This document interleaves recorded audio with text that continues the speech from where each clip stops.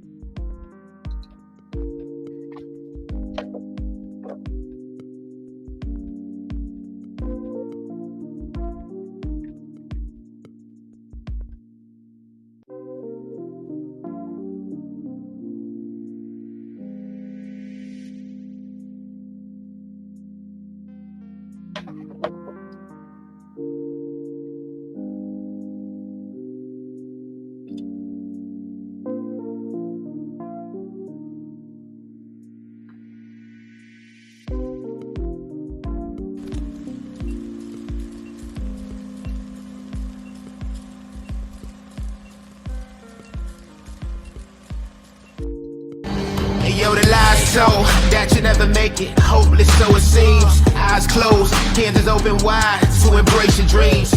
Sometimes you gotta take a loss just to get the win. Like lots of sin was popping in like oxygen when boxes wet. Focus on the mental, never lose like a smooth instrumental. Better choose on the move in a pinto. Choose when I get to, never lose, move on the move, but it's simple. Never give up and we running it maybe. We just keep winning, we conquering daily. Envision and pay me, it's never this way. We indigenous, maybe we winning this crazy. Your opportunity, your opportunity, your opportunity, it's your opportunity, your opportunity, your opportunity, your opportunity, it's your opportunity, your opportunity, your opportunity, your opportunity, it's your opportunity, your opportunity, your opportunity. Yeah, what's going on, ladies and gentlemen? Welcome one, welcome all to the Lion Villain Report. It is 10 o'clock. That's a little bit past 10 o'clock. I wanted to make sure I could listen to the Brad Holmes and Ray Agnew press conference before I came on here. Talk a little bit about that. Putting that shout out to where we are broadcasting live right now. We are broadcasting live into the Lions Villain Squad Facebook page. We are approaching 53,000 villains right now. Make sure you follow the page if you like Detroit Lions content, because we are here every single day. We're broadcasting live into Detroit Lions News Podcast. 77,000 followers on there. Make sure you go follow Joe Chap and the boys. They put out great content featuring Detroit Lions and other Detroit sports as well. We are on YouTube, JC Sports, and our own Lion Villain Squad YouTube page. Make sure that you hit that subscribe button. Whatever platform you're on right now, hit the like button. Right now, it's more advantageous to do it on the YouTube channel because we're definitely we keep that live stream up, and the Facebook one hasn't been nice to us on the copyright versions yet, so we have to delete the Facebook versions. But go over to the YouTube channel, subscribe to that, and then we're also on the Huddle Sports Network on Roku. That's a group of fans that include Bill the Packer fan, Mike the Bear fan, and I know that Sarah from the Vikings is on there and just make sure that you go over there, support that, because we don't mind having friends from other teams. That's fine. I don't have to hate the person. I love Bill the Packer fan as a person. I love Mike the Bear fan as a person out there. I just hate your team, and that's because we put faith, family, and then football in that order. And that's how we can have friends from rival teams, because I don't have to hate on you. I can just hate your team, and I can love on you. And I love you, Bill the Packer fan. I love you. I love you, Mike the Bear fan. That's cool. But my team's going to kick the shit out of your team this year. And the Lions are going to win the NFC North again. And, you'll just have to deal with that. And that's all good. It's all good. Let's check out these comments. Who did we get in here before? Obviously, we got to get Fred Peterson in the house. It's a great day to be a Lions fan. One pride. Davey was in here. 53 with grit, one pride. And Carolyn, good morning from Battle Creek. Go Lions and go Blue. You guys are my special fans from today, because you guys were in before we even dropped this is like the automatic thing that comes on to the page when we're doing the intro. It's like it automatically comes in. So I got to put props out to the people that are in here before the scheduled promotions come out. And you guys get the special edition Matt LaFleur by doing that. When you show up, I do reward you. Do I not? Do I not reward you guys, Carolyn? Did you not get to hear the Matt LaFleur? And that's my shout out to my specials in the morning. And then we had some people coming in right after that. Corey Patterson in the house. Main Event Mike is in the house, but he's going to be behind the curtain today. Fred Peterson, again, good morning to the rest of the villains. He has to come out of the curtain when he was behind the curtain. Paul Jones in the house. Dwayne Keene is in the house. Good morning. Good morning to you, Dwayne Keene. The bad guy.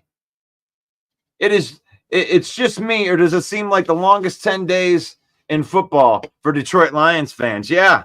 I mean, now we're talking about the roster. I'm going to try to reserve myself from talking too much about the game next week. Right now, kind of more talk about the roster right now, because we're going to have the entire week next week, and we're going to be breaking down, what's happening in that game. There's going to be a game in less than 2 weeks. In less than 2 weeks, we got 10 days until real football hits. For Broski, shout out, Russ. What's up? What's up, Broski Bear? Actually, I think it's less for you. Don't you guys get to play in the first game? Aren't you guys Thursday night football? It's less for you, isn't it, Broski? You got to be jacked. It's fun. The rosters are set. Jonathan, good morning.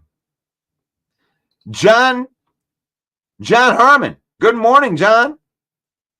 It's nice to see you. Is it just me, or is 4 wide receivers on the roster crazy? Well, we're going to talk about that today. I'm glad that I got to say hello to everybody right there, and let's get into it.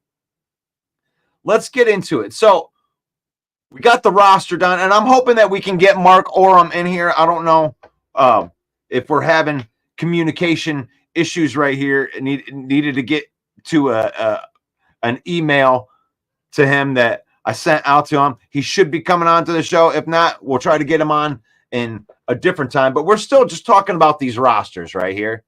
So we'll just say the welcome back, and I don't want to start right there. No, I don't. Let's start on the offensive side of the ball. Where are these right here?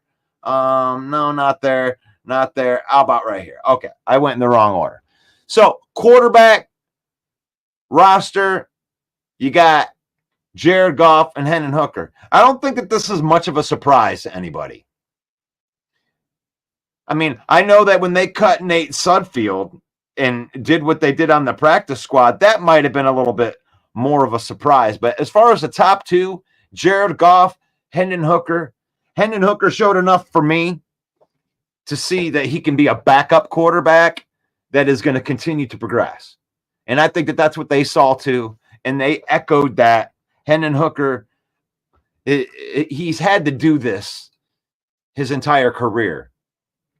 You know, when he got to Virginia Tech, and this was something that Brad Holmes alluded to this morning in the press conference. But they saw enough from Hendon Hooker because he kept on progressively getting better. Last year, he didn't get to take any reps with anybody. I mean, he didn't even come out and be removed from the PUP list until like week. I mean, it was later in the season.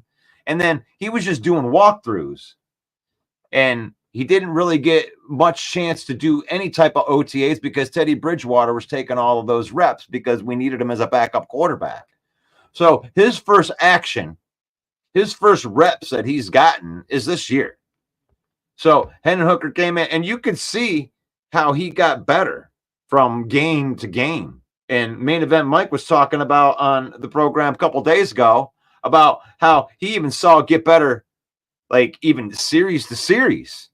And the thing is, if you want to throw back that he was going against 3s and 4s, well, he also had 3s and 4s playing on his team too. He had 3s and 4s blocking for him. He had 3s and 4s and guys that aren't even on the team anymore playing wide receiver and tight end.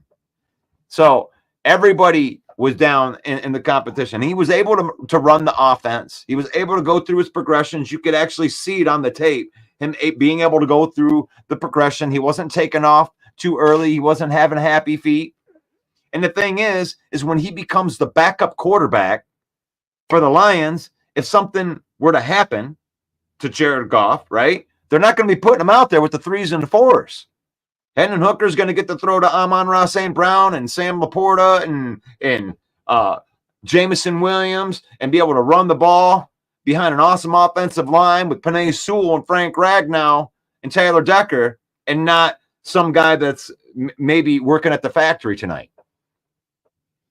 I mean, I'm not trying to be harsh to anybody, but Hendon Hooker earned this job. He earned the job as the backup quarterback. And if something happens to Jared Goff in week 1, week 2, I may be a little more worried. But if this, if something happens, he gets 8-9 weeks into this season as the backup quarterback, he's going to have enough reps.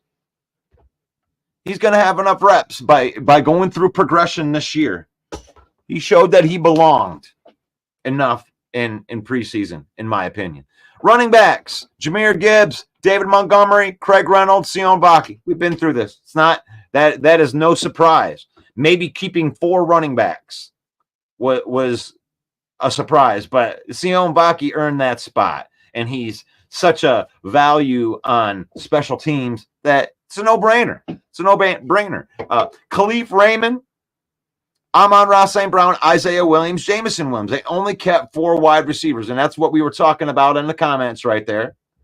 And I'll bring that comment right there with Jonathan. Keeping 4 wide receivers, is that crazy?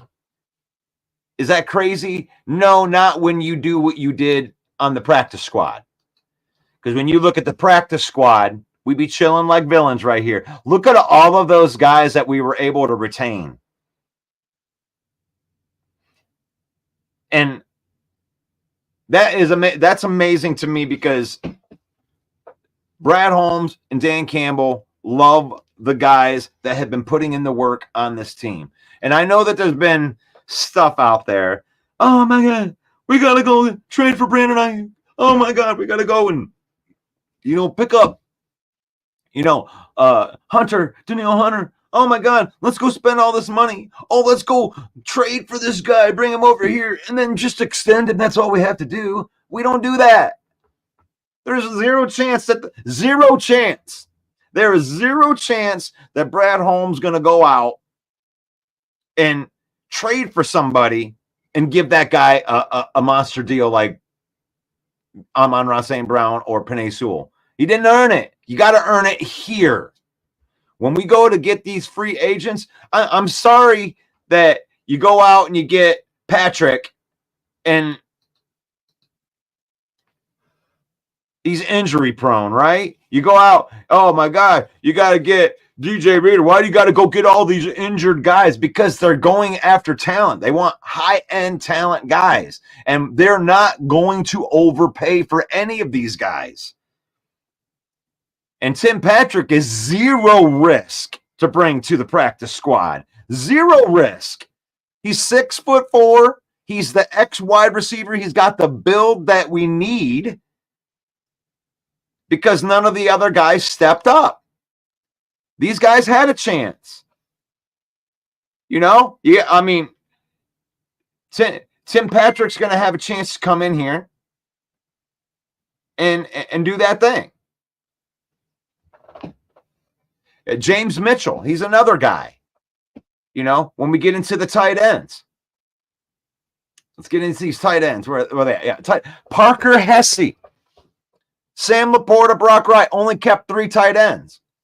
But then they backed it up by keeping their other 2 tight ends. Look, Shane Zylstra and James Mitchell on the team. It's a beautiful thing. You got to like that. And it's like, well, what Parker Hesse? How did he make the team? Well, he made the team when the pads got put on. Because when they were talking in OTAs, he wasn't really showing up. You got all these tight ends. Shane Zylstra was a star of OTAs, catching all these balls, looking good out there. The big receiver type tight end. And Dan Campbell even said, he's like, you know what? I fully expect Parker Hesse to show up when the pads come on. Because on the way up, we're going to bite a kneecap off. And that's how Parker Hesse made this team. Is you're going to send him out there, and he may be able to play some fullback. That's somebody that David Montgomery wouldn't mind following out in the flats.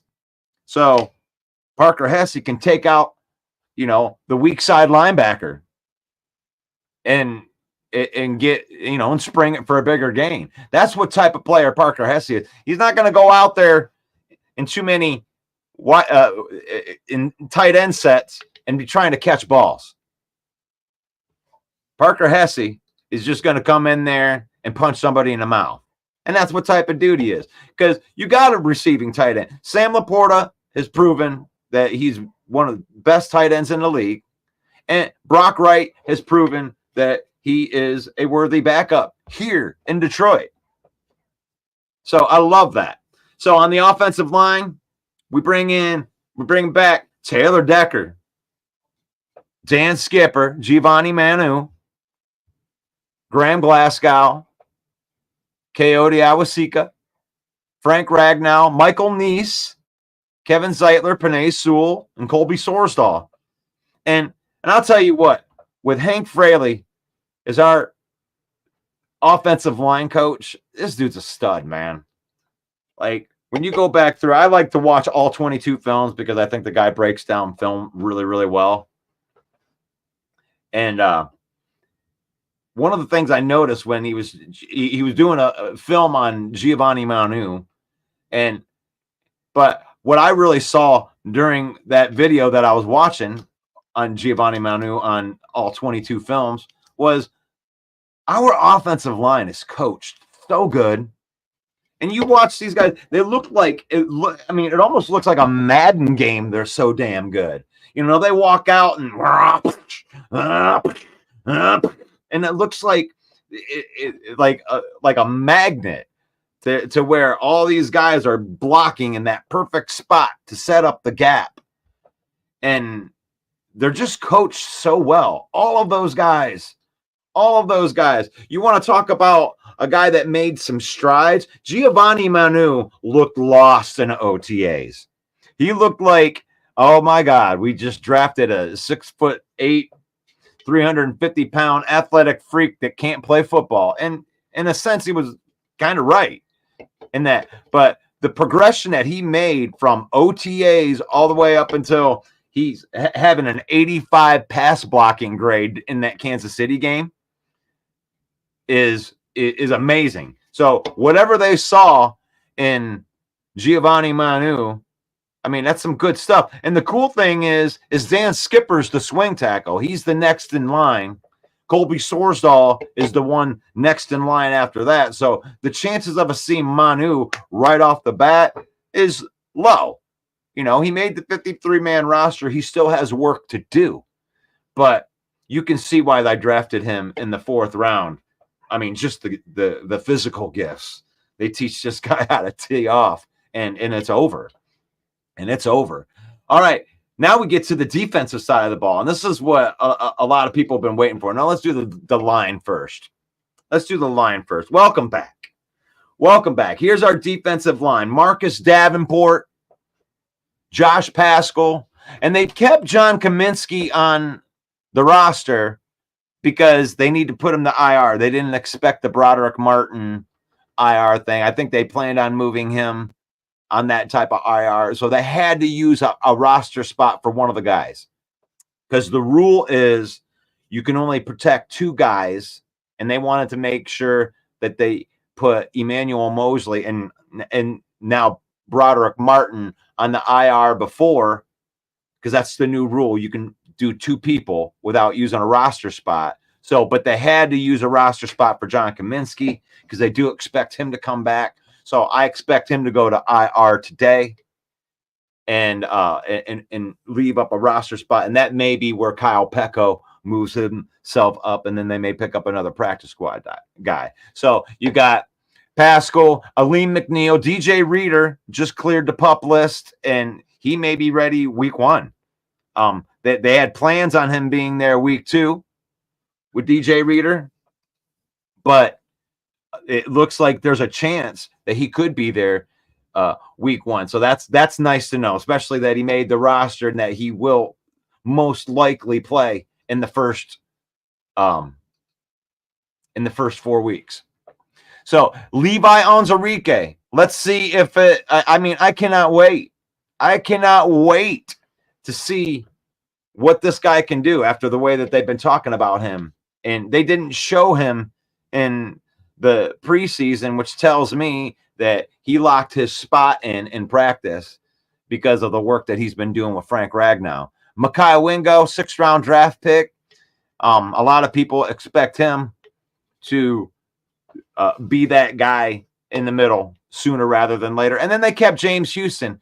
James Houston's just too good of a pass rusher.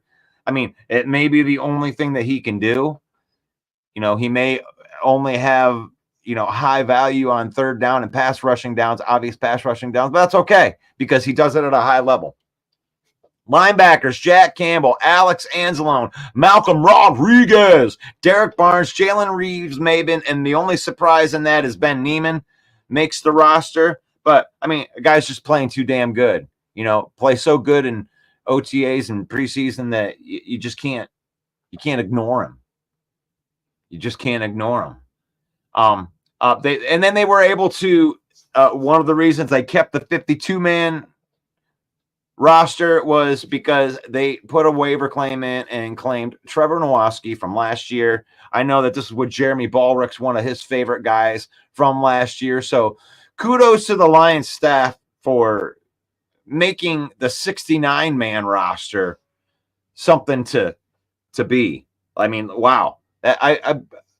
when I look at the extension and all of these guys, Isaac Ukwu, I know that's a guy that Jeremy Ballrick really likes. I know that Mitchell Agude made some waves in there. And then there's that familiar face, Jamar Jefferson. All of the draft picks seem to have higher value to this team. And, even the undrafted free agents that they get, and they love to develop and have their own guys on the roster.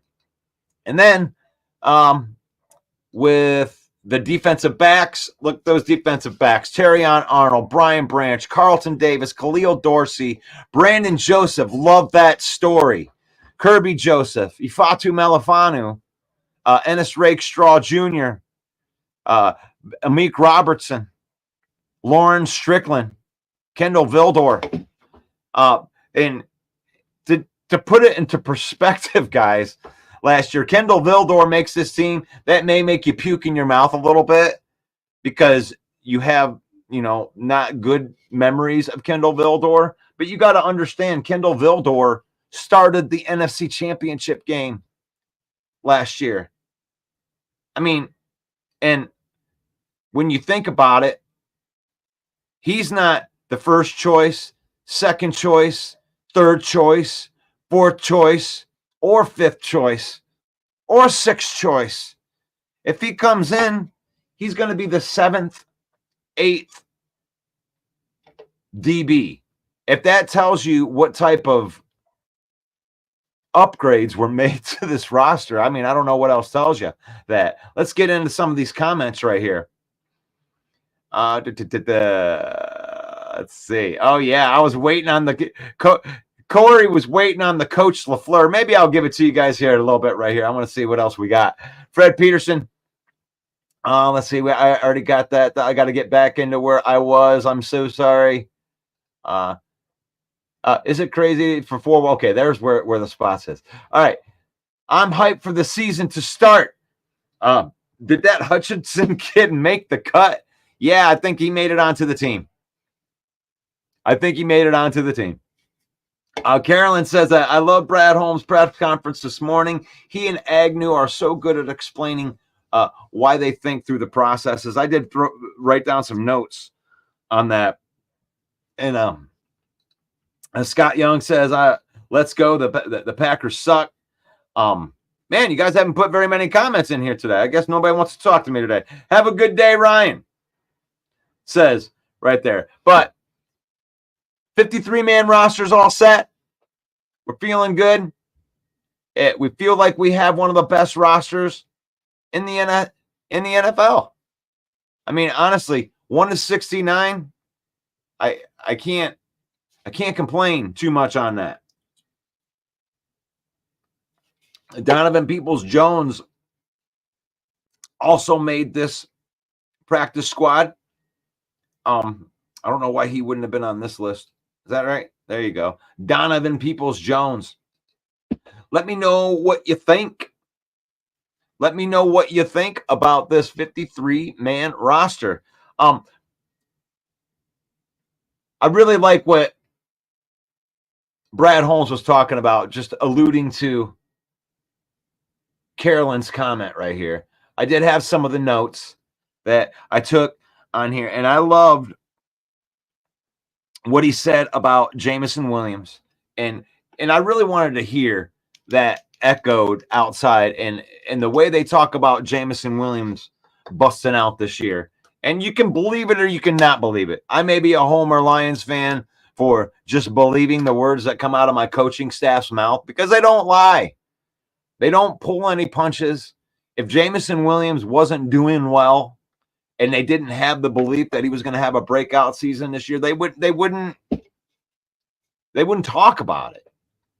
You know what I'm saying? Like last year, they didn't pull any punches on Jameson Williams. I mean, they kind of called him out in the media. They said, man, he got to work on his hands. Maybe he'll never be a elite catcher of the ball. Maybe he's really fast, but we can still get the ball into his hands because he's got elite speed. It's good. Oh my gosh. But I love what he said about Jameson Williams. It's like you can notice the difference in his route running. You can watch it in the tape. Gosh, I mean, he's coming out of his cuts with more ferocity.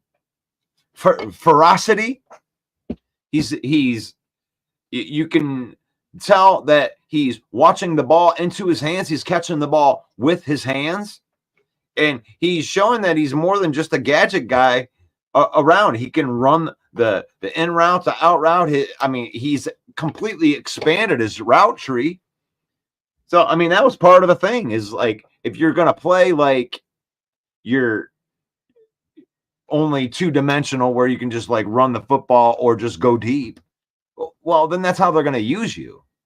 But if you can go out there with the no block, no rock, well, he goes out there and he blocks a lot last year, and he shows that he's willing to get, physical, and that he's willing to be a complete football player, and he gets the ball more. And now he expands that route tree. He makes himself more valuable. You can put him on the outside and trust him to do, 15 yards and then, a button hook. And they have to respect his speed so much that he'll be able to get off on some of those plays this year. So I love what they said about they really believe in Jameson Williams. They talked about Hendon Hooker and how Hendon Hooker had to battle. And a lot of the stuff that he is going through at the beginning of the season is a lot of the same, him having to battle his way, to get the backup job. Ain't no different than when he was at Virginia Tech and he had to battle his way to get that starting job. Same thing when he went to Tennessee. He had to win out and win the starting job in Tennessee. But when he comes in, then you can see that he has playmaking ability. And I know that people say that Tennessee wasn't a very good offense for him, but that's not what Brad Holmes was saying. They're saying a lot of that battle, it is a one read offense, but he wouldn't always play it like that. Hendon Hooker showed that he can scan the field, go through his progressions and not get happy feet and run. I mean, that was the biggest thing that I took away. I mean, forget the stats. And the stats were even impressive for him. When you go 11 for 14, I mean, that's pretty good. And I know that he's playing with 3s and 4s, but he's got 3s and 4s playing with him too. So Hendon Hooker earned that starting job, and he echoed that. He never wavered in the process. So Hendon Hooker is willing to learn. He's a coachable player. That means something too. And he's obviously got the ability. I mean, he is a weapon running the football. You can see that, gosh, you're going to have to maintain him. You're not going to be able to turn your back to Hendon Hooker, or he's just going to take a quick 10 yards on you every time. And I love a quarterback that'll do that. He's just got to slide, but like a quarterback, like Patrick Mahomes, I don't know. I don't think that he's like the greatest runner of the football, but what Patrick Mahomes does is he knows where his athletic ability can take him. And when he sees that you're just going to give him a free 7 yards, he takes it. We can run our play the next play, but here's 7 yards. If I'm averaging 7 yards a play, I'll take it. And I think that's where mobile quarterbacks that are really, really good can make that decision and always seem to make the right ones. I always got my eyes got to be downfield all the time as a quarterback. That's what you want. You want to make sure that your first job is, we have some badass playmakers on this team. And even Hendon Hooker running the football, I don't think that I would rather Hendon Hooker running the football other than Amon-Ra getting the ball in his hands, or Jameson Williams getting the ball in his hands, or Laporta. Those guys are the ones that you want with the balls in their hand. But Hendon Hooker, if that breaks down, you're going to give me a free 7. You want a quarterback that's going to go get that. Give me that free 7. Give it to him. So finally, the coaching staff is believing in James Williams. when he talked about contracts, I love what he said about contracts, because this is something that I've been echoing, and it's something that I picked up on last year. And that's why I don't give a lot of credence to these trades from outside of the organization. Is the earlier the better with the contracts. So when they're planning on paying a player, they have a plan to pay this player. And zero of those plans are acquiring a first-year guy from a different team and bringing him here and paying him, because that sends the complete wrong message to your locker room. The locker room wants to know that when you're drafted here, for one, they believe in you, that you can come in and that you can work hard, and in 3 or 4 years you're going to get a contract extension to be rewarded for the work that you did here.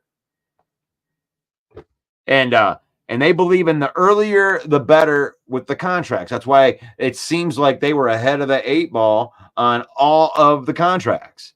They signed Amon-Ra St. Brown and got his extension done, and then boom, boom, boom, boom, boom, boom, all these other guys go, and they have to go higher. There's no players that are overpaid in the NFL. None. 0 players are overpaid in the NFL. Now, there's players that don't live up to the contract, but you're not overpaid. You're not overpaid. You're next. You're next. And it doesn't matter what position you play in. If you're a top 10 player at the position and you're the 10th player of that top 10, you're still going to get paid like the top player. Why? Because it's your turn. It's your turn to get paid. Now, the salary cap is a myth to a point, but it also isn't a myth. You know, you have to take it into consideration. But when you pay these players, you want to make sure that you got a player that is going to live up to the contract. And I think that the Lions showed that this offseason, that they're willing to pay the players that earn the contract. And it's not the sexiest thing in the world. I understand it felt great if you wanted to go out and sign Danielle Hunter in the offseason. Oh, we need a pass rusher opposite of Hutchinson, so let's go spend all this money. I don't know how good Danielle Hunter would play here, but they believe in the progression of their players.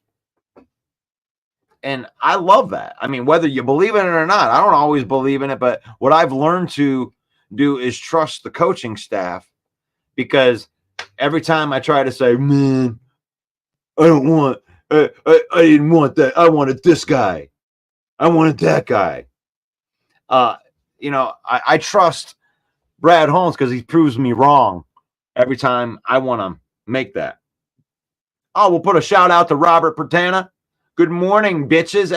FYT, go pack, go. You see, this is the good thing about this program. Like, now, Robert and the Frozen Tundra Network, they take trash talking to a new level. So if you want to go and you want to get into the deep trash talking, they'll come on there and they'll chop it up with you. But on here, we have this theory of the faith, family, and then football, which allows me to love you, Robert. I love you as a person, even though I hate your team and I think your team sucks. It's okay, though, because we do it faith, family, and then football. That way, I can love on the person and I can just hate your team. And that's all good. And that's why I think that our relationship works well here. But we're talking 53-man roster. Robert, you put it in the comments. What do you think of the Green Bay Packers 53-man roster? I haven't taken a peek at it. Maybe I'll make that the Saturday show.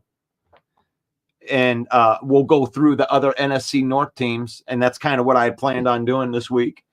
And we'll go through and check out their rosters on Saturday and see where we feel the rest of the rosters. But we love the roster here in Detroit. Our defense is going to rock, and the offense is going to roll. I love that. We're in Detroit Rock City. Detroit Rock City. And, the Kool-Aid is being drank here. There's no doubt about that. There's more Kool-Aid. There's more blue Kool-Aid being drank in the city of Detroit or around the surrounding areas, and even outside. We even got Detroit Lion fans in all the different cities.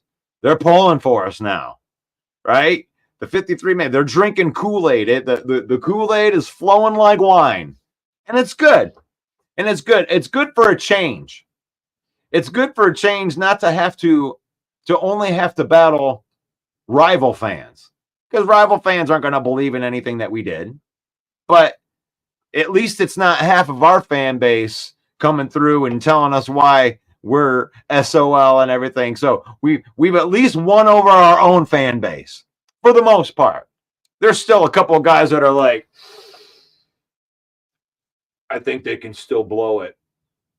But, those guys are few and far between, because the proof is in the pudding, and the pudding has been pretty good for the last, year and a half. And you saw the way that he started there, 3-13-1, and then started 1-6. And then, honestly, if you've been watching the Lions and you've been watching them closely, I swear that the Buffalo loss on Thanksgiving was the turning point for this franchise. The loss. I remember coming on here and saying that I know that we're 1-6, but I feel like we're going to win out. I feel like we're going to win out. We didn't win out, but we finished the season 8-2 down the stretch, and you could just sense it coming. You could feel it, and from that point, we've been 22-8, and the teams that shocked us and beat us, I think that deserve their credit too. Like, I would love to just troll. I know that the big troll with the Green Bay Packer fans, you guys beat us on Thanksgiving. You guys took it to us.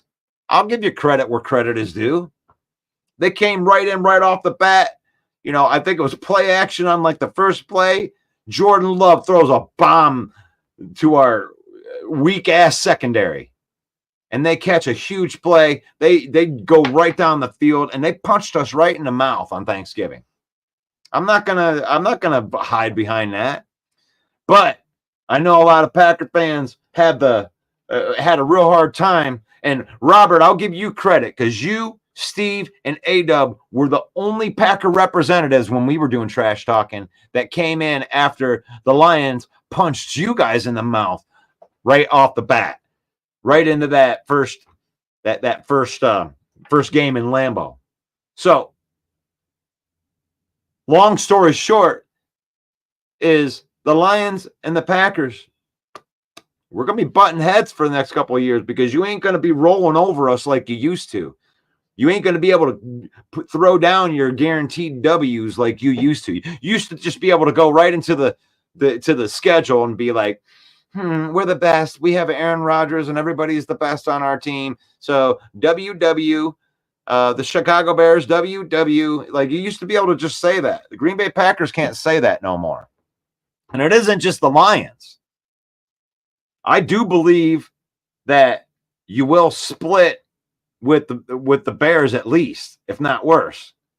The Bears. Look out for the Bears, right? See, the Bears, gosh, it's the coaching. Ryan Poles, you got yourself a good GM. You can't deny that. The moves that they've made, Robert, have been savvy. Savvy moves for them Chicago Bears. But, they've drafted quarterbacks before. And, they haven't proven that they can develop any quarterbacks. Maybe Caleb Williams can save Matt Eberflus's career. But as a Bear fan, would you really want Matt Eberflus taking you into the future? I mean, I know that y'all think you're going to go to the Super Bowl this year, which is ridiculous.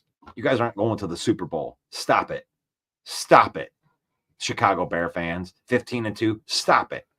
Stop it. And the thing is you guys do this every year. You come up with these outlandish, and that's why you go into witness protection by week 3.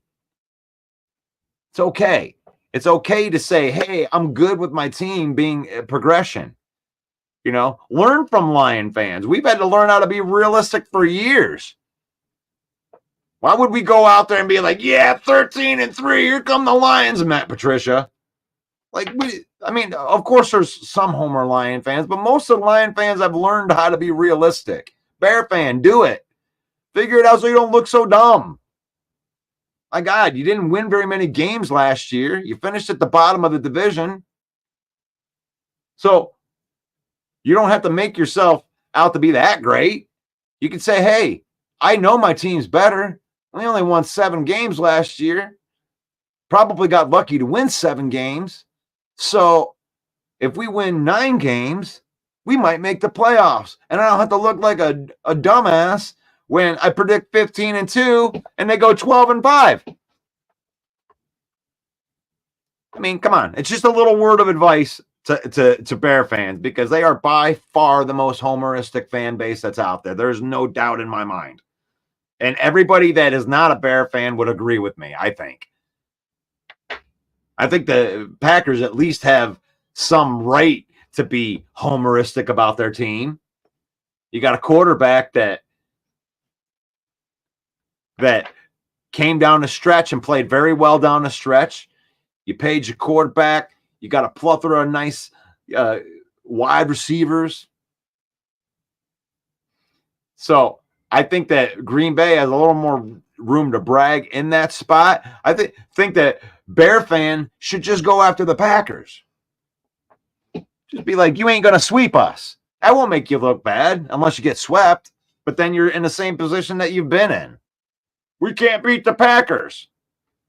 So just remember that, Bear fan. You want to come at the Lions and say that you're going to, worry about the Lions? I'd say worry about the Packers first. Get yourself a victory against the Packers. And then we'll see. Shane says, I'm sorry I'm late, but good morning, villains. I love my villain squad. I love seeing my villains up in here. We're going to say goodbye to the NFL, the Huddle Sports Network. It's done at 11 a.m. They have Ken and Ken in the morning that you can get to. If you're a Bear fan, you can go homer it up with Ken and Ken. And they'll probably be breaking down their roster as well. So we're going to say goodbye to the Huddle Sports Network and invite those guys. Come on over to the YouTube page. Come on over to the Villain Squad YouTube page before they cut you off. I'm telling you this now so you can come on over, and then we can welcome them here in a minute. For some reason, they haven't kicked us off yet, but we'll see. I remember. Okay, there it is. Now it's gone. I said it in time today. Boom. I'm on it today. I remember wanting Campbell fired. I never went there. I was just like, you got to look, maybe we go a little bit deeper into the rosters and everything like that, but they were so far behind the 8 ball that first year, Shane, that you couldn't not give them a pass. I mean, there were so many practice squad type of dudes and guys that wouldn't play on it and wouldn't make any other NFL roster on this team. And you could see it. I mean, they filled literally half of the roster was undrafted free agents, rookies, and they tried them all out. And the practice squad was filled with those guys too. So, I mean, obviously you want to not go 0-10. And at the point, it's like, I never gave up on them in the first year. I can't say that. I'd say that going into that Buffalo Bills game, I had a take where I went in there and I said, I got 1 foot in and I got 1 foot out. I'm like, it's 1-6. Or actually, it was 1-5 at that time. And we ended up losing that game. I said I had 1 foot in and 1 foot out. And I'm like, I'm not putting a 1 foot in, 1 foot out. I'm going to believe in this team because I saw what I needed to see during that game. That Buffalo versus Detroit game in the second year, to go to 2-6. That was the game that told me that the Lions turned the corner. So I don't know if I ever wanted to get him fired, but you could just see the progression of the team. And then they finished 8-2. So yeah, those were some hard shows, Shane. Those were some hard shows to do on here. And, like I said, you got to battle with the SOL Lion fans along with all of the rival fans that want to say, talk their trash. Good morning, Brent.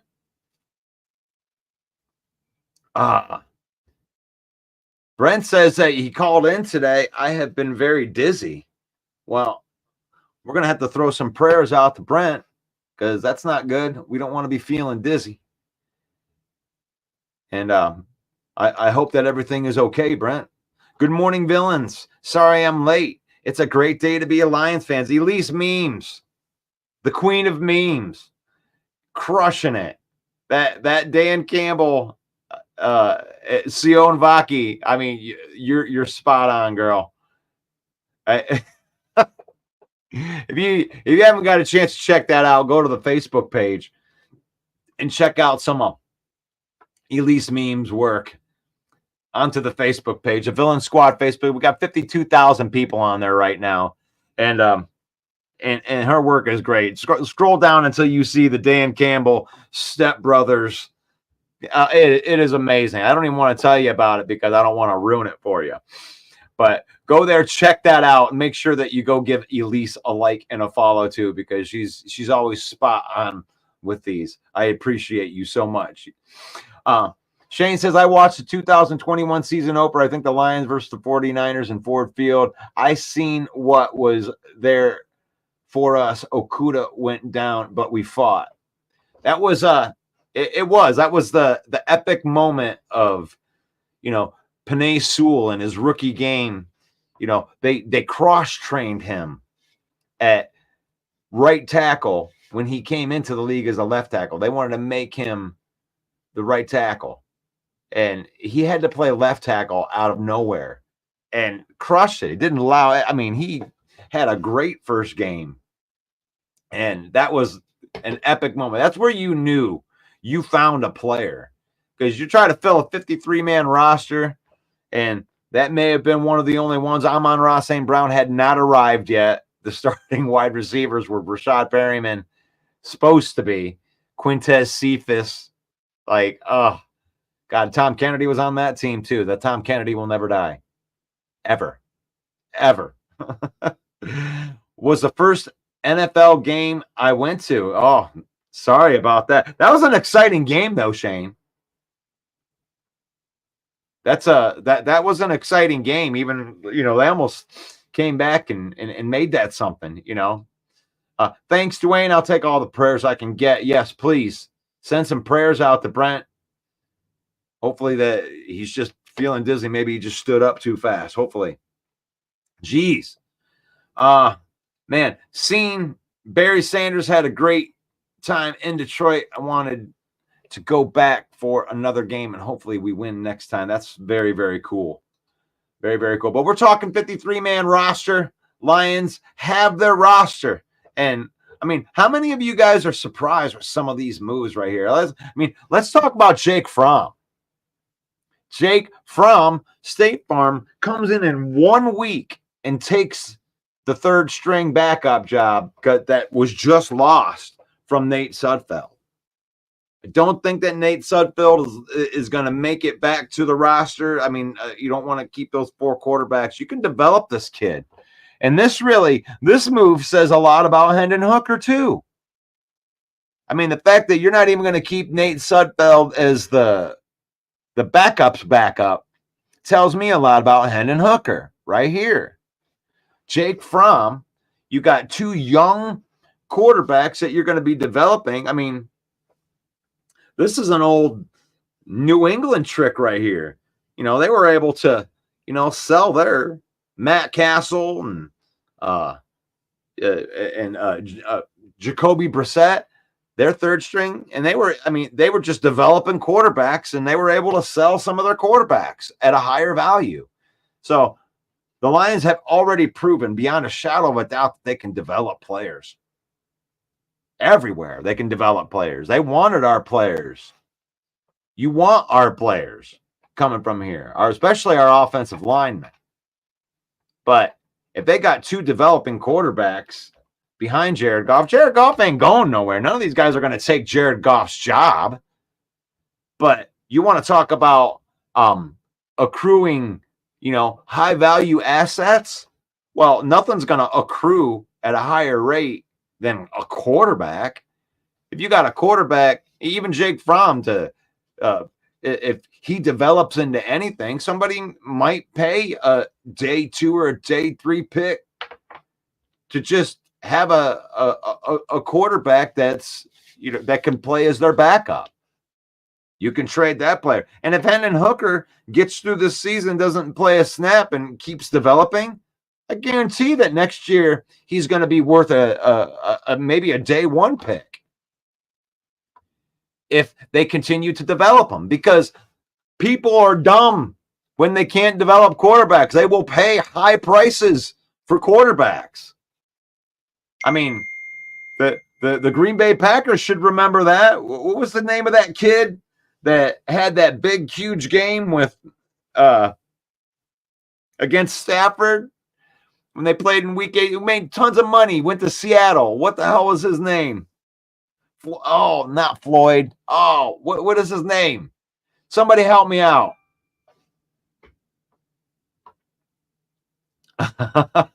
Yeah, nobody could develop Nate Sudfeld, but you're right, Russ. Our staff does a great job at developing starters. And that's what tells you, because the Lions can develop all these other players. They've been developing players. They've proven that they can develop players, but they couldn't develop Nate Sudfeld, which means that his career might be over as a quarterback. I mean, I think that there may be a chance that Nate Sudfeld ends up on the Lions staff as somebody that helps, but not as a quarterback. You know what I'm saying? And yes, Matt Flynn, thank you. Thank you, Henry Gray. Yeah, Matt Flynn. 5 touchdown dude, goes up against our trash defense and just goes off and wins against Stafford. I remember everybody's like, yeah, Stafford, we need to get him out of here. And it's like, wow, man, the dude threw for like 7,000 yards in a game and lost. Wow, he made so much money. The Lions made Matt Flynn so much money that he should have to give us some of it. He should come and, build a homeless shelter somewhere in Detroit, Matt Flynn. We made you so much money that year, and you were never that good. You got beat out by Russell Wilson, and the rest is history. The rest is history. But wow, great stuff.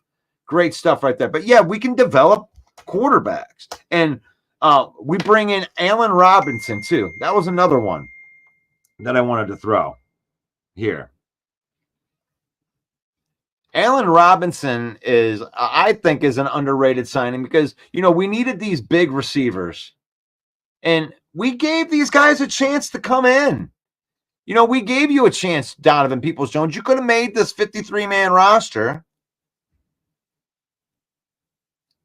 And you got beat out. I think it sends a message to the other guys. And it's like, we're not just going to keep a guy. We're not just going to keep a guy just because, you were the next man on the list. But it was nice. I was surprised to see him make it all the way back through the practice squad. But him, Allen Robinson, and then Tim Patrick. You got 3 guys, in a sense, that are going to be competing for one X spot. We need, and he even called this, like, this big X receiver is a luxury. Is a luxury. I mean, they have the offense is fine. They wouldn't even need this type of guy, but they got 3 guys that I think competing for that job. 6'4", 6'3", and Donovan Peoples-Jones is a 6'2". These guys are the big body receivers, and they can get these guys up to speed, and they can have them on the practice squad. I was surprised that you were able to get him on the practice squad or Allen Robinson. Allen Robinson's coming home. He is from around here, but I think that he's going to offer a lot of value to the young wide receiver core that we have. I think that he's going to show value to Donovan Peoples-Jones. He's going to show, I mean, he's going to teach Amon-Ra St. Brown a couple things because he's been a pro for a real long time. He was a very, very high level player. I don't expect him to be, Allen Robinson of old. I mean, you're not gonna see him catch 13 balls in a game.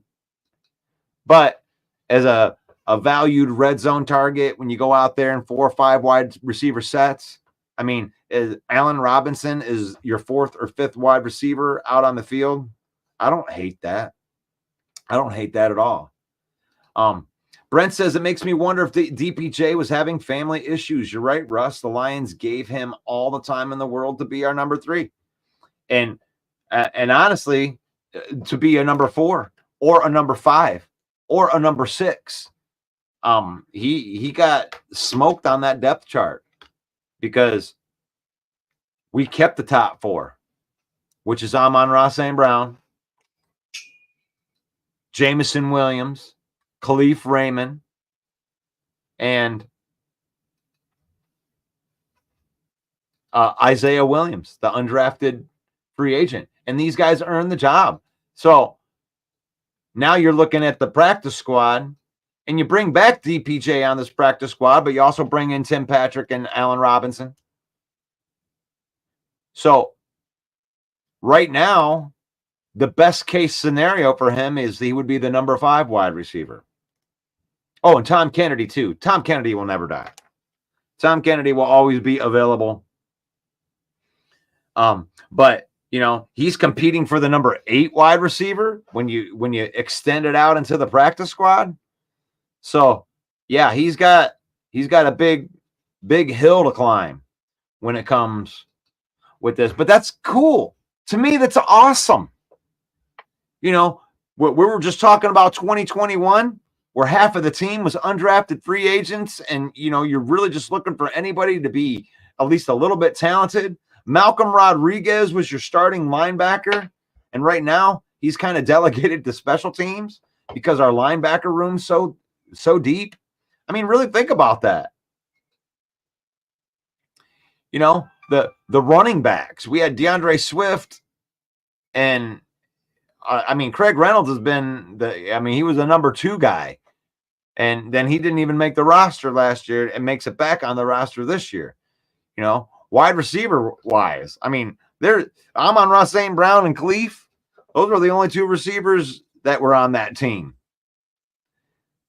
When you look at the DBs, holy crap, there's nobody.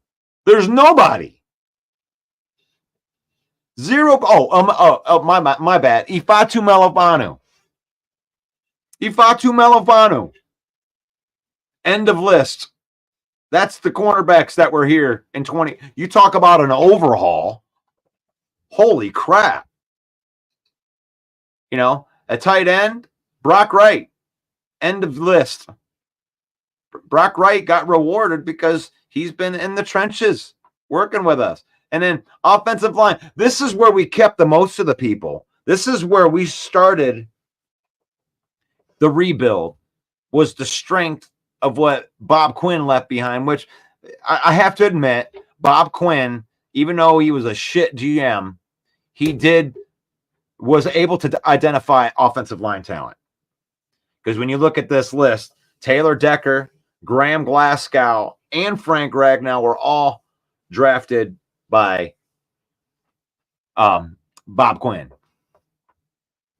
Taylor Decker was the first one. Yep. Graham Glasgow might have been Mayhew. I'm not sure, but the previous regimes left us the nice offensive line. And then the first pick being Penei Sewell. So this is where there was the least amount of turnover. And the offensive line was the strength of the team, definitely for the end of that season, when you look at that. And then when you look at the linebackers and the defensive line, Alex Anzalone was somebody that they brought over, and that was it. They drafted Derek Barnes and Malcolm Rodriguez. These guys have been developing in this system. Now, I know a lot of Lions fans wanted us to go out. Oh, you need to go sign some linebackers and get some depth, and we have depth. We have depth with people that that know our schemes. Malcolm Rodriguez has been developing for 3 years. And if something were to happen to one or even two of our linebackers, I have confidence. I have confidence that Malcolm Rodriguez and Jalen Reeve-Maben can step in and still keep the linebacker play at a high level.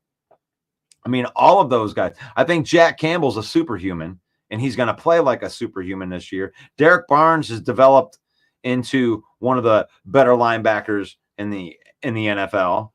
And I wouldn't call him like a top 10, but as far as like a top 20 linebacker, I think that Alex Anzalone and Derek Barnes could definitely be put into that spot. And Jack Campbell, I think he has a chance to be one of the top 10 linebackers in the league. And you just keep developing these guys, right? Since 2021, 2022. You keep drafting and development. And then our defensive line, man, none of these guys. Aleem McNeil was from the first year. Levi Onwuzurike may be showing the first little bit that he's going to show. He hadn't been able to show anything because he pretty much broke his back. 2 back surgeries later. And then you're looking at that. All of that, those rooms are filled. The core of every single room is filled with Brad Holmes draft picks. I mean, that's huge. DFM, let's see. Kendall Villendor went from NFC champion starter to final locker room guy, and it was a challenge. He played well to earn that final spot. And then the question you ask is, do we have enough beef at defensive line with Martin out and Pecco still on the squad? Who backs up Reader? Okay, so I believe, and this is just my stupid, uneducated opinion, Detroit fan, man. But I believe that once they move Kaminsky, and I've heard this in more than one spot, so this isn't really even an original thought right here. But I believe that Kyle Pecco will be moved up after they put Kaminsky onto the IR. And I think that was the plan to begin with. And the fact that Broderick Martin went to IR, it changed the way that they had to do some things. So not only did they have to make the spot for the waiver claim they wanted to make with Nowinski or Nowaski, they also, they had to put one more guy on IR. And I think Kyle Pecco was just a guy that, Brad Holmes went to and said, hey, look, man, we're going to put you on the practice squad for a minute. And then once we make this move with Kaminsky, we're going to move him back up. So I believe that Kyle Pecco will be that guy.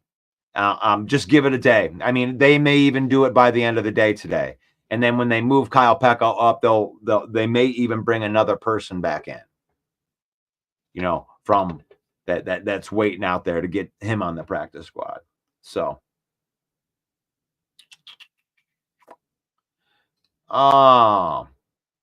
that's definitely a good thing.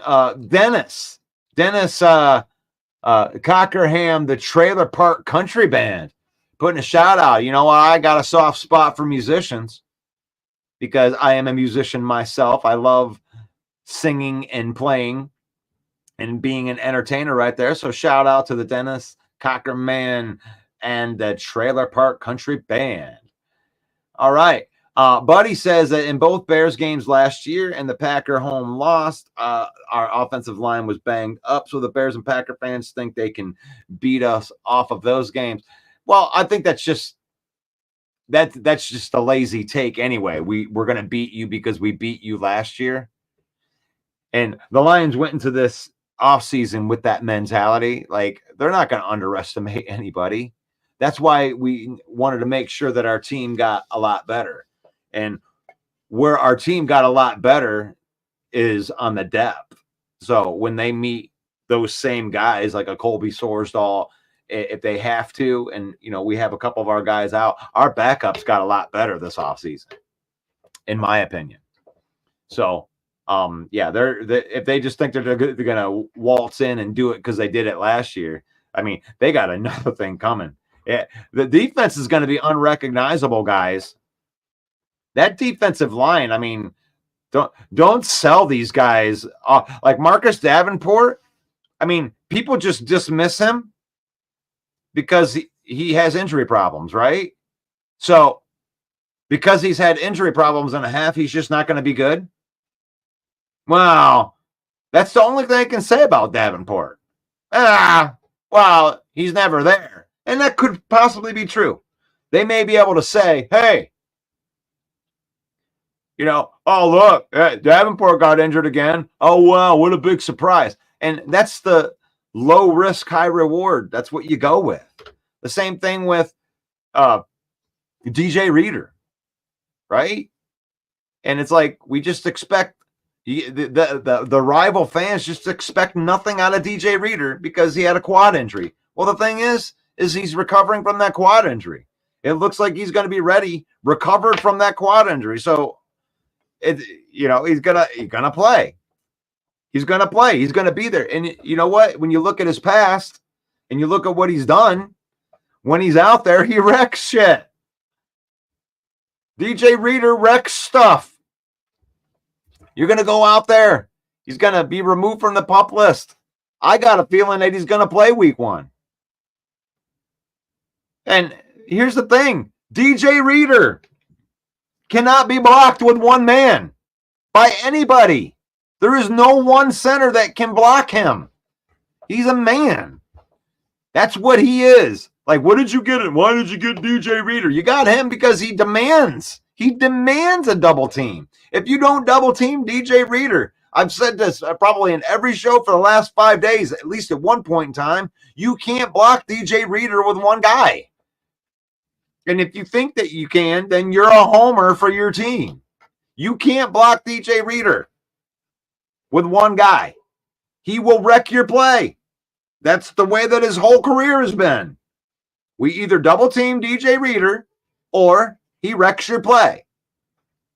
Shout out to Trey Hendrickson, who benefited from a lot of those double teams.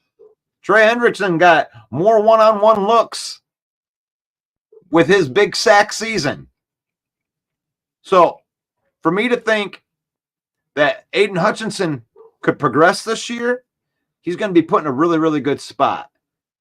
And here's a point that I make on at least every show, too, when it comes with Aiden Hutchinson. With Aleem McNeil, DJ Reader, Levi Onwuzurike stepping through. And I expect Levi Onwuzurike to be as advertised. Because if they didn't have him out there during preseason, he wasn't injured. It was because they don't want to show nothing on that. And with those three guys wrecking shit in the middle, Aiden Hutchinson, and I'm on record for saying this, I'm going to say it right now, Aiden Hutchinson will have more one-on-one looks in 2024 than he did in 22 and 23 combined. Aiden Hutchinson, when they say poised to have a great season, he's going to be set up to have a great season. He's going to have no excuse not to have 15-plus sacks this year with what they got up front. Now, as long as those guys all don't get injured, and that's happened before. You could have the top 5 guys get injured. I'm not saying that injuries couldn't derail it, but that's a deep room right there. That's a deep room of pass rushers, Aleem McNeil, DJ Reader. Josh Paschal can play inside and outside. And this is progression, 3rd year coming in for him. Marcus Davenport, you want to call him a nothing just because he's been injured? That's fine. You can do that. But he is a plus player while he is out there, and he's healthy. He's been there the entire preseason, and he's been playing. So the injuries that they talk about aren't there right now. DJ Reader recovering from the injury, looks on track to get going. And the way their contracts are set up, they get paid by the game anyway. Yeah. That's how smart Brad Holmes is. This is why we have a G as general manager. He puts the G in general for general manager, Brad Holmes, because he makes these contracts in a way that you need to produce in order to get paid. Same thing with Davenport. They're paying him $1.50 and 2 bags of chips, and then he gets a game bonus for every game that he plays in. He gets a bonus if he gets a certain amount of sacks. Whole DJ Reader has a chance to win a lot.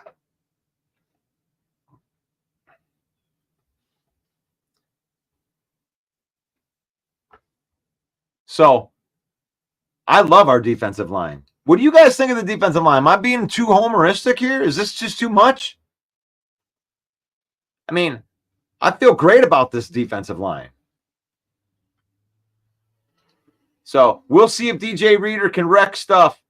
2 quad tears are no joke. Well, Broski, after the first quad tear that he recovered from, he took the Cincinnati Bengals to the Super Bowl that year. And the thing is like, I mean, I'm not trying to say that injuries aren't a joke, man. I'm just saying that Brad Holmes' MO, when he gets these injured players, it's because they have elite attributes. And you don't take any risk on these players. If DJ Reader plays, he's going to play at a high level. That's the idea. And they built these contracts. He didn't go out and spend $25 million a year on DJ Reader like they did for that other guy that like what was it, Wilkins from Miami. You know, we'll see if he can play at a high level. Let's see. But when he does get out there, he wrecks stuff. You have to double team him. If you watch him film, just go Google or go into YouTube and say DJ Reader highlights and go just watch it, broski. Watch him play. And he recovered from the quad injury. And he didn't injure the same quad. It's not the same thing. He injured the other quad. So, I mean, every player can get injured. I mean, Kevin Zeitler didn't get injured at all last year. And everyone's like, yeah, we need to get more players like Zeitler because he didn't get injured. Well, he got injured in preseason. The guy that's never been injured can get injured. The guy that got injured can play a full season. It's amazing how that works. But one thing for sure is Brad Holmes did not overpay for any of these guys. He's paying DJ Reader per game when it comes down to it. You know, I mean, I looked at the cap. It's only a couple bucks right here. Let's really even look at that. What they're paying these guys, it ain't nothing. DJ Reader, $1.2 million base salary, roster bonus, $2.1 million, signing bonus, $1.2 million. So, and that's the only money that's guaranteed, right? The cap number is $5 million. And then he gets a per game bonus. He gets a per game bonus. And it's the same thing with Marcus Davenport. They're paying Marcus Davenport a bag of chips. $2.5 million on the base, $2.2 million on the signing bonus. That doesn't count against the cap. $3 million for the regular roster bonus. That's if he made the roster, right? If he had to make it through training camp, that's the bonus that he gets there. And then he gets a per game bonus after that. So that's what you do with those types of players. The type of players that we're going to give the big contracts to are going to be the players that have been here for 4 years. You know, the ones that were eligible to do that. You got Amon-Ra St. Brown and Penei Sewell. I mean, I don't think that there's anything wrong with extending those players. And, you know, if you're extending those players, there's nothing wrong with extending Jared Goff. Because what do you need? Well, you got to spend, but you got to have an offensive line. Well, okay, cool. We got an offensive line. Anything else? So that's what makes Jared Goff a really, really good quarterback. If he's protected, his decision maker in the the quickness that he does it is as good as anybody that's out there, including Patrick Mahomes. Now, where those guys make it up, where the Jordan Loves and the Patrick Mahomes and the Caleb Williams make it up, is when plays break down. Well, you guys can't invest as much in your offensive line as we can. So, we'll see which one works. But Jared Goff is just fine when he's back there running the offense with all those playmakers. You're wrong about Zeitler. He was injured right before the playoffs. Yeah, but he played through it.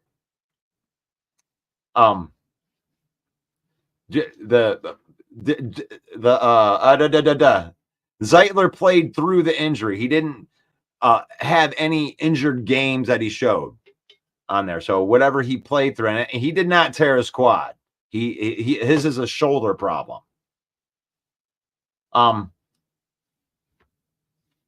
Zeitler did get injured. I recollect that, but he's going to be ready for week 1. Extend McNeil. And Broski says Davenport, Houston, Levi, all with severe injury history. That's what you're doing, man. That's all you got. You say, what if he's injured? What if he's not? What if those guys play, Broski? I mean, I get it. That's what you say is, what if he is? What if he is? What if he is? What if he is? What if he isn't? We were arguing 2 weeks ago. You're like, I'm just reporting the news. DJ Reader, you're counting on these guys. I'm not counting on these guys. I'm just saying that there's a chance they got these guys for a reason. And if that's all you got is he's going to be injured because he's been injured before, then I feel pretty good. I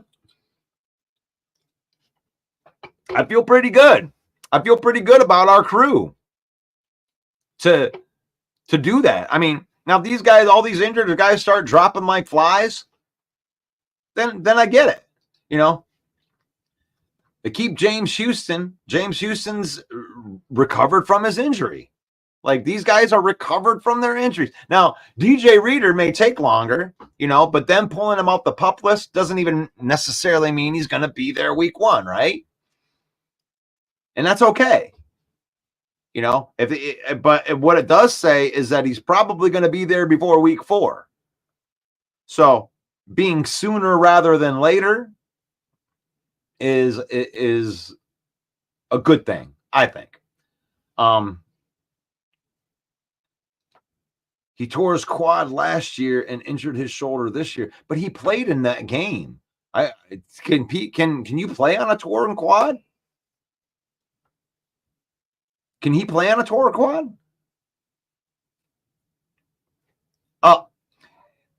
It's all I got. Dude, players with injury history typically remain that way. You're thinking it's more likely that they don't get injured when the injury history says otherwise. No, I don't.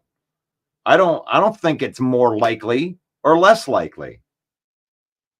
I'm just saying that we're talking 1, 2, 3, 4, 5, 6 guys you're talking about that are just going to be nothing guys. This is your call. This is your call, broski. That all of these guys, none of them are going to work out because of their injury. All of them are done just because they've injured. Hendon Hooker's never going to be good because he got injured. Jamison Williams is going to get re-injured because he was injured. Levi is going to get injured because he was injured. DJ Reader is going to get injured because he was injured. Zeitler is going to get injured because he was injured. I mean, what's your injury list look like? I mean, all those guys must be, they're all going to get injured. I mean, your entire offensive line got injury history. So they're going to be injured because they were injured. That's weak. That's a weak play because the core of our team is not injured. Aleem McNeil doesn't have an injury history. Not at the level of these other guys. Everybody gets injured. Aiden Hutchinson doesn't have an injury history. Josh Pascal, he started out with a sports hernia, came back. The injury history isn't there. Jack Campbell doesn't have an injury history. Malcolm Rodriguez doesn't have an injury history. Derek Barnes doesn't have an injury history. I mean, Brock Wright doesn't have an injury history. I mean, offensive linemen generally have injury histories. DBs, you know, you can go through all of the guys, and it's like, this is every roster in the NFL. Are you telling me that the Chicago Bears have 53 men on their roster and none of them have injury histories, and you're confident? I think Davenport, Houston, Levi, Jameson will all bust. Okay, well, I think your entire team's all going to bust. I think Caleb Williams went 6 for 13 in the preseason game, and you guys are crowning him like he's going to win the Super Bowl. All of our guys are going to bust. Okay, Broski Bear. Wow, there we go. Awesome. This is why I love having these shows right here. Broski, I love you as a person, man, but your takes are awful. I love it. I love it. This is the Lions Villain Report. This is the Villain Squad Facebook page right here. We got 52,000 villains. You want to battle against Broski and his horrible takes about the Detroit Lions? I'm glad that I don't go and troll bear shows like this. Yeah, all of your guys are going to suck. Yeah. We're going to be good because none of you shouldn't believe in anybody on your team. The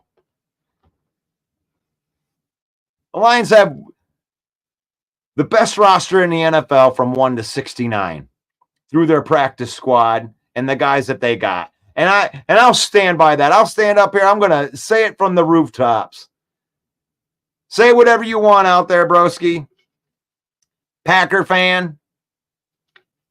Viking fan, go say it. Why don't you go to the Packer fan show? Go to Robert Bertana on the Frozen Thunder Network, and why don't you talk about how you're going to get a win against the Green Bay Packers? That way you can be 1-11. Yeah, I mean, you want to talk about and I believe that the Chicago Bears are the most homeristic team that I've ever seen. It's ridiculous, the stuff. I do see Lion fans saying we could win the Super Bowl. I'm not saying there's not a homer part of the team, but I'm not being a homer by pointing out the good players on my team. But Bear fans going from 7-10 to 15-2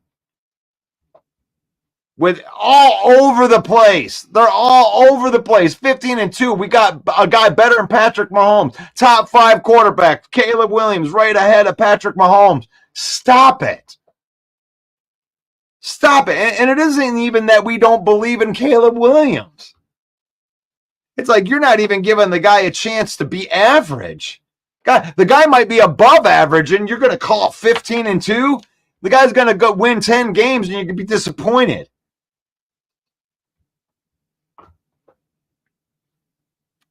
And Lion fans do not have all these preseason accolades and rankings. They don't. You act like we've been sitting here for years and years bragging about how great our team is. And if you think that it's that way, then you ain't been paying attention enough. Because we've been doing this show since 2021, and I'll tell you what, in 2021, the Lion fans were harder on this fucking team. Sorry for dropping the F-bomb. We're harder on this team than any Bear fan or Packer fan or Viking fan. All of this spite that is coming from Bear fan, Packer fan, and Viking fan has came over the last year when we started winning. When the team started winning, these were all this big tough guy stuff talk. I actually had more Bear fans and Packer fans saying they felt sorry for us for the first 2 years. That is the same. That is the God's the honest truth right there. If you really want to get under my skin, broski, and this is, and it's really funny when it comes with this, but if you want to really get under my skin as a rival fan, tell me that you sympathize with us and how, yeah, we really want you guys to do good because you guys never get to be good. And every once in a while we gotta let the little fish get some, that type of talk. That stuff makes me way more agitated than you just saying my team sucks. Or if you just want to point out every bad thing that could possibly happen. Broski Bear. So this is what I love about Bear Fan is no fan that comes on here ever is the worst part about it. But you look at the go look at any of these trash talking pages, the Frozen Tundra. It's the Bear fans that are coming out with all of that stuff. It's the Bear fans that are going overboard with these like already the best quarterback in the league stuff. You know it's true, broski. Now, the Lions have earned their spot for once in the entire time I've been doing broadcasting to actually come out and puff our chest out there a little bit. And went to the NFC Championship game and they got their team a lot better. If you want to talk about Levi not making it, and if you want to talk about Davenport and all of our guys are going to get injured, that still doesn't nullify the fact that our secondary was night and day. And to put it into perspective, the guys that the DJ Reader, if all of those guys are bad and they don't make it back from injury, then the team last year, those guys are replacing Benito Jones, Isaiah Buggs, and their Quentin Bohanna. And for you to say if those guys don't work out, then we got to go back to that, that's fine.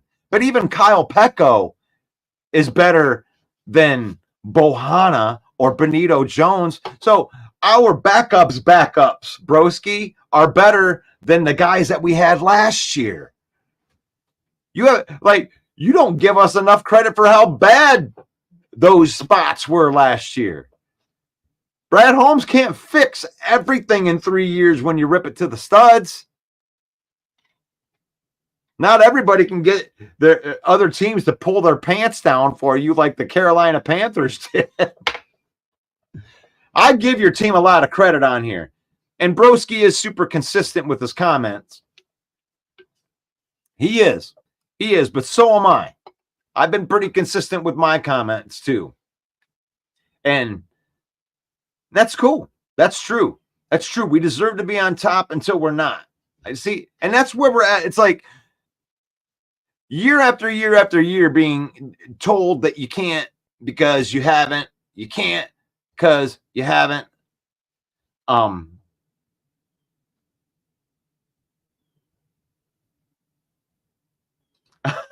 You're inconsistent. You always say how much better your Bears are, but yet you say they're only winning 8 to 10 games. Let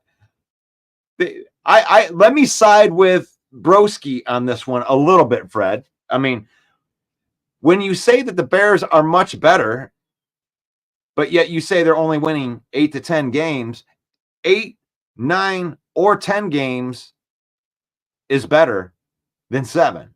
So just with the statement right there, that shows that he's been at least a little bit consistent, because I haven't seen Broski out here saying 15-2.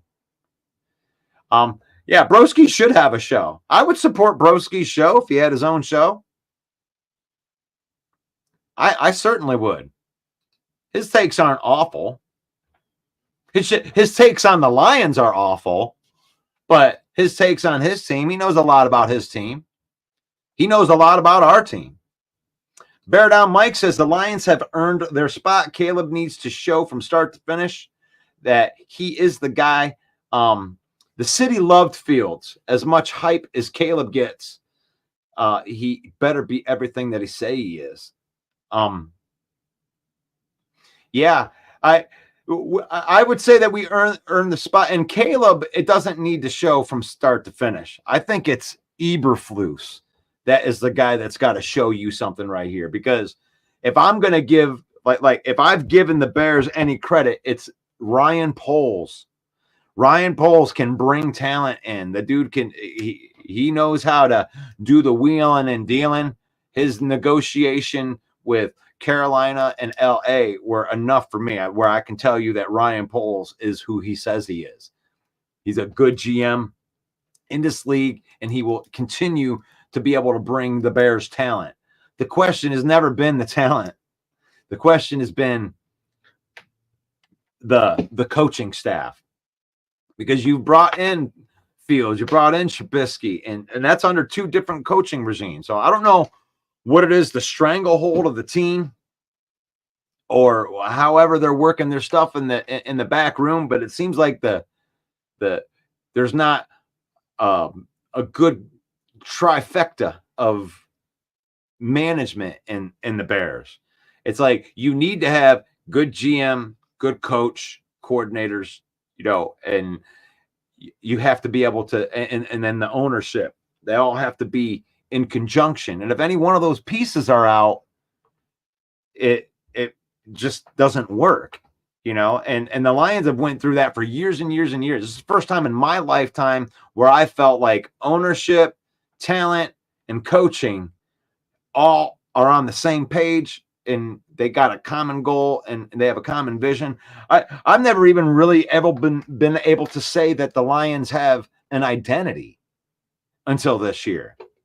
Really, the identity really formed in the middle of last year, not even really at the beginning, but at the end of the year, even though they didn't have the cornerbacks to play the way that they wanted to play, that you could see where they want to go with the defense and how the type of style that they want to play. And now I believe they have the players to at least execute that. But the Bears, it's like, that's where the biggest question is, isn't it, broski? Isn't it, Bear Down Mike? It's can you get the coaching staff to be on that same page? I don't know how you feel about your ownership, but I like the talent getting. I like the talent getting that the Bears are doing. And the thing is, I want good games. I want to feel like the NFC North is the black and blue division. As much as I love the Lions, and I love the Lions winning against the Bears, Packers, and the Vikings. I love watching that. But I want to see, I want to see 3 teams make it from the NFC North into the playoffs, and that it comes down to the last second because you got 2 epic teams. I've always loved those type of games where everything's on the line and you're really looking at 2 championship teams. But I like that. Let's see what else we got here. Once again, Bear fans have made the Lions channel their very own. Are you guys, I mean, really, honestly, this is a Lions show. If you guys are uncomfortable talking about the other teams, we can get back into the Lions subjects here. I'm way over on this. I usually only go till 11 o'clock here. So there are some Bear fans that are in, and have they really taken over my channel again?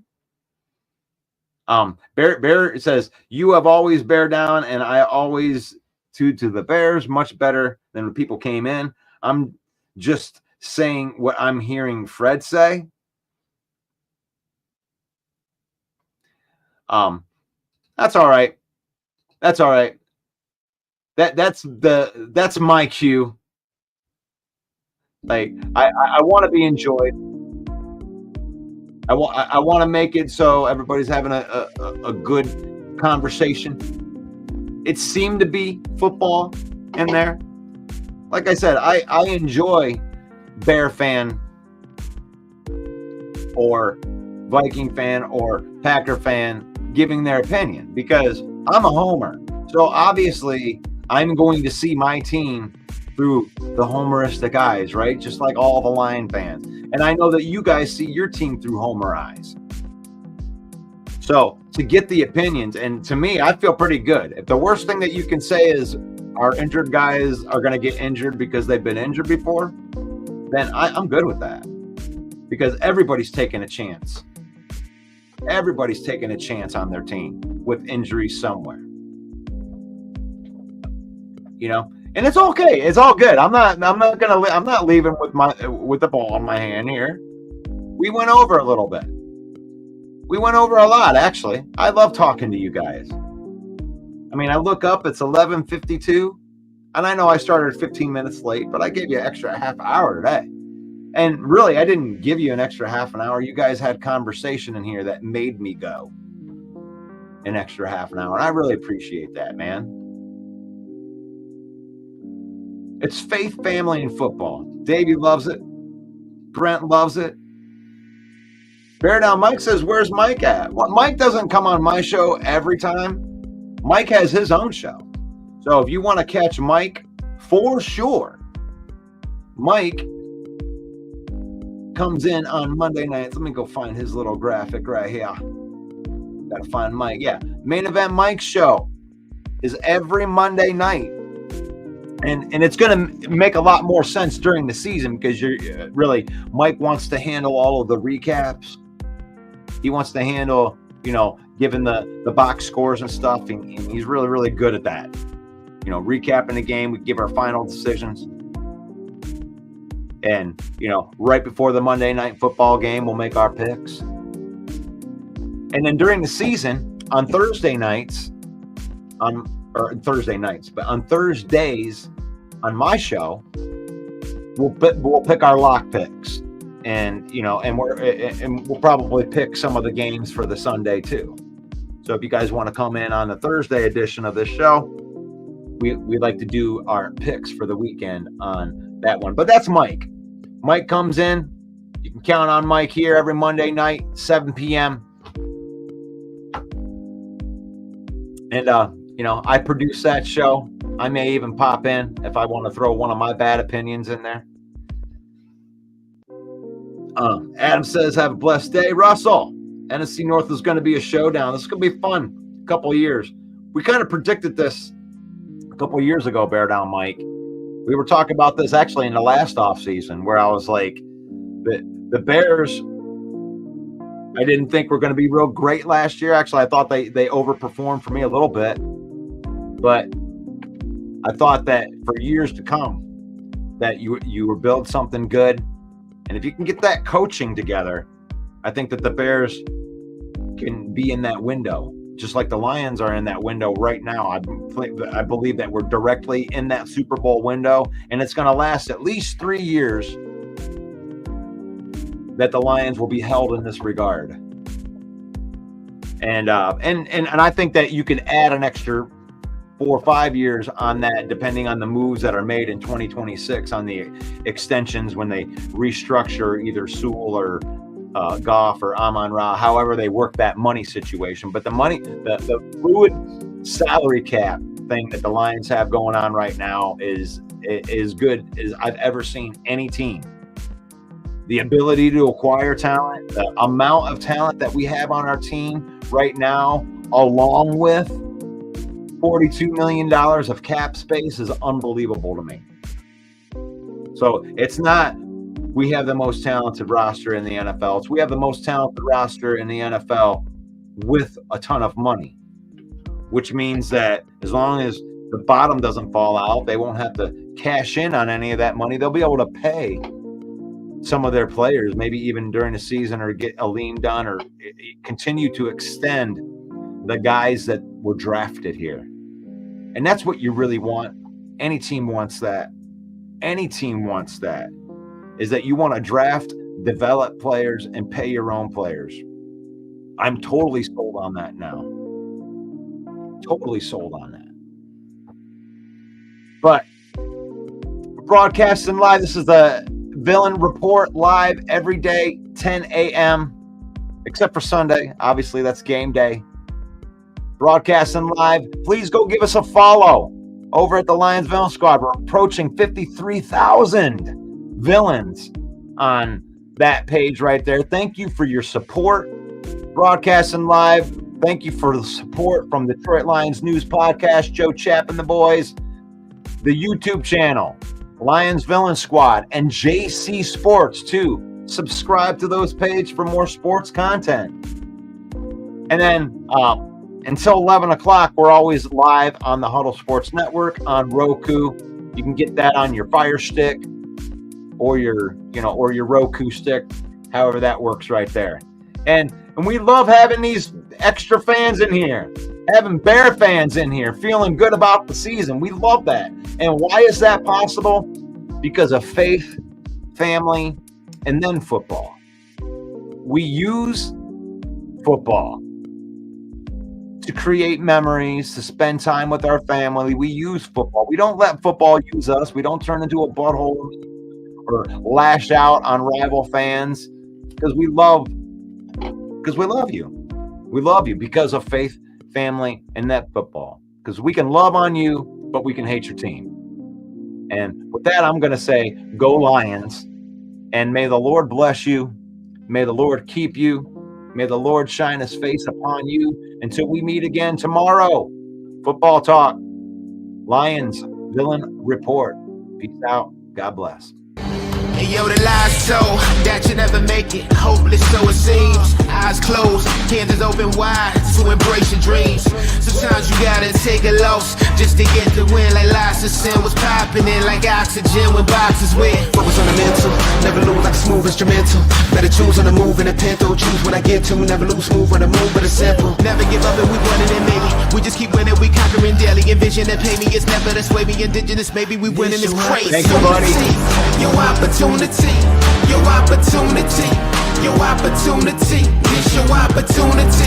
Your opportunity. Fred Peterson, Paul Jones, Henry Gray, Dennis, Brent, Tear Down Mike, Broski, Adam. Your opportunity. Peace and love. Your opportunity.